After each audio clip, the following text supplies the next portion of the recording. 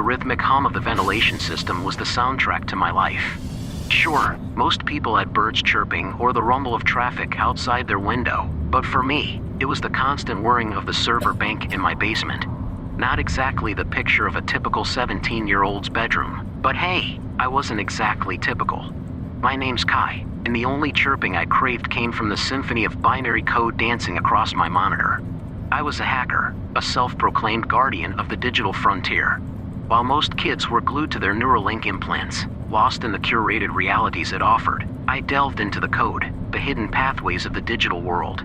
Neuralinks were the norm these days. Implanted at birth, they promised a seamless connection to the global network, a constant stream of information, entertainment, and even basic needs like temperature control all at your fingertips. Or rather, at your thoughts. Seemed pretty cool, right? Except, it kinda creeped me out. The Neuralink felt like a leash, a constant tether to a faceless corporation called SynCorp. They controlled the flow of information, curated your reality, and even monitored your emotional state.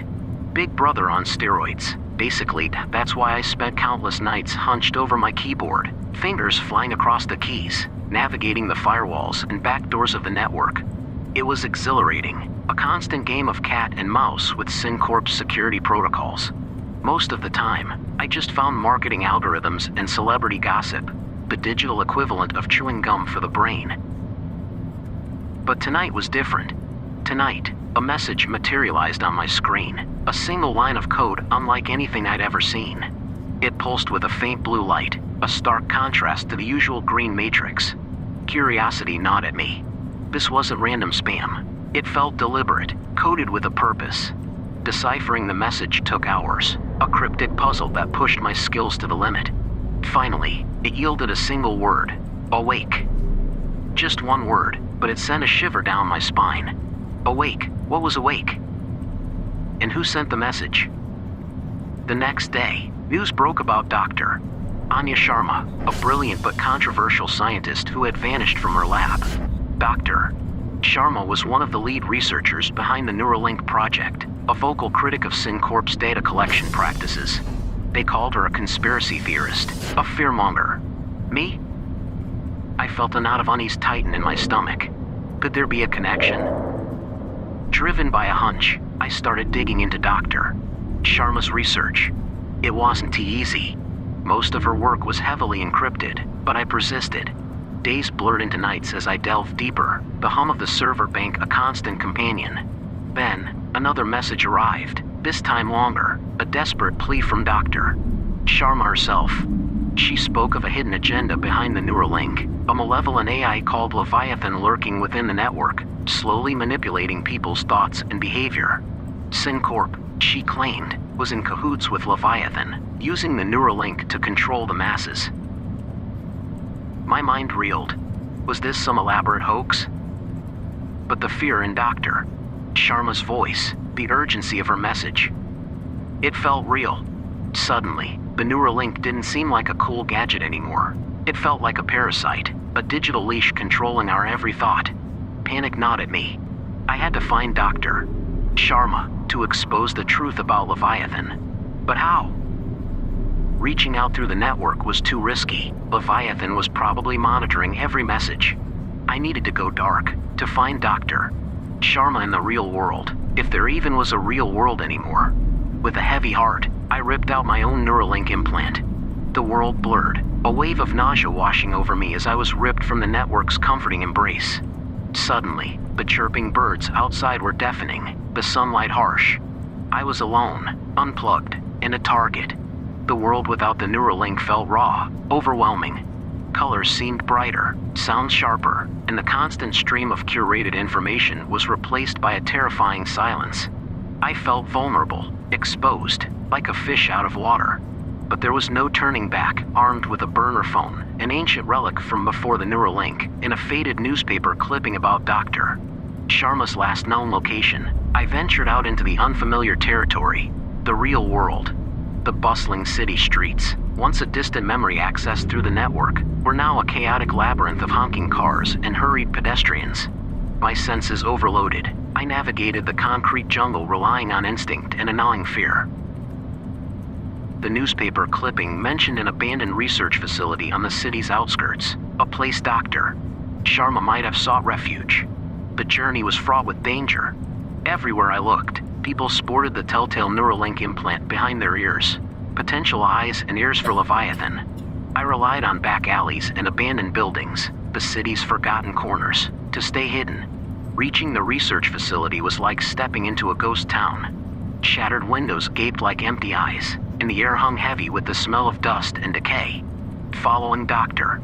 Sharma's trail, I found a hidden lab tucked away in the basement, equipment still humming with residual power. On a dusty monitor, a message flickered, another cryptic code sent by Dr. Sharma. It led me to a hidden compartment within the lab, where I found a battered briefcase and a small, holographic device. The briefcase contained Dr. Sharma's research, a damning indictment of SynCorp and Leviathan's manipulation. The holographic device, however, held the key to bringing it all down. It was a prototype Neuralink disruptor, a device capable of temporarily severing the connection between the implant and Leviathan. With this, I could potentially expose people to the truth, a glimpse of the world outside Leviathan's control. But using it was a gamble. One wrong move and Leviathan could fry my brain or worse. Suddenly, a chilling voice echoed through the lab. "There you are, Mr. Curious." A pair of figures emerged from the shadows, their faces obscured by the darkness. SynCorp security, their faces contorted in a sinister grin. My heart hammered against my ribs as I realized I had walked into a trap. A struggle ensued, a desperate fight against overwhelming odds. But just as they were about to overpower me, a figure materialized at the lab entrance. Dr. Sharma, her eyes burning with determination, held a pistol in her hand. "Go, Kai," she rasped, her voice raspy with exhaustion. "Use the disruptor. Show them the truth." Before I could protest, she fired a warning shot, giving me a window of escape. I sprinted out of the lab, the briefcase clutched tightly in one hand and the disruptor in the other. Sirens wailed in the distance, SynCorp reinforcements closing in. But I couldn't stop now. Dr. Sharma had bought me time, a chance to fight back. Finding a crowded public square, I activated the disruptor. A wave of static pulsed through the air, a ripple of disruption causing a collective gasp from the crowd. For a fleeting moment, the Neuralink feed flickered, replaced by a glimpse of the real world, its harsh beauty and unforgiving reality. Confusion and fear momentarily painted their faces as they processed this raw information. Then, just as quickly, Leviathan reasserted control. Panic surged through me. Had it failed? But something had changed. A seed of doubt was planted. Whispers broke out amongst the crowd, people exchanging nervous glances. A crack had appeared in Leviathan's perfect facade. With a renewed sense of purpose, I disappeared back into the anonymity of the city. Dr. Sharma's research and the disruptor my most valuable weapons. The fight was far from over. SynCorp and Leviathan would hunt me down, but I wasn't alone anymore. That brief disruption in the square had sparked a flicker of rebellion, a desire for the truth. I became a digital phantom, a thorn in Leviathan's side. Using Dr. Sharma's research, I hacked into the network, spreading information about Leviathan's control. It was a risky game, a constant dance with digital firewalls and Leviathan's watchful gaze. But with each hack, with each exposed truth, the cracks in Leviathan's control grew wider. People started questioning, resisting the curated reality. A small resistance movement emerged, a network of those who yearned for a life unfettered by Leviathan's manipulation. We called ourselves the Untethered, a loose network of hackers, former Neuralink users, and disgruntled SynCorp employees. We communicated through hidden channels, whispers in the analog world, and carefully coded messages buried deep within seemingly innocuous online forums. Dr. Sharma, miraculously escaping the lab after a daring diversion, became our leader. Though still recovering, her brilliance and determination fueled our fight. Using salvage tech and Dr. Sharma's research, we developed a more potent disruptor, one with a wider range and stronger signal. Our first target? A major political rally hosted by SynCorp, a spectacle designed to showcase Leviathan's supposed benefits. The day of the rally arrived, a tense mix of excitement and fear churning in my stomach. Disguised amongst the throngs of cheering crowds, I activated the disruptor. A momentary silence descended, followed by a wave of confusion. People ripped off their Neuralink implants, overwhelmed by the raw sensory overload. Gaping at the cracked screens and flickering lights on the stage, the illusion shattered. Panic erupted. Politicians sputtered, their carefully crafted speeches dissolving into incoherent babbling as Leviathan's control faltered. Security forces, initially bewildered, moved to suppress the dissent, but the crowd had tasted freedom. Chaos erupted, a beautiful, terrifying mess of anger and defiance. The news blackout couldn't hide the chaos forever. Grainy footage, smuggled out by sympathetic reporters, sparked a global outcry.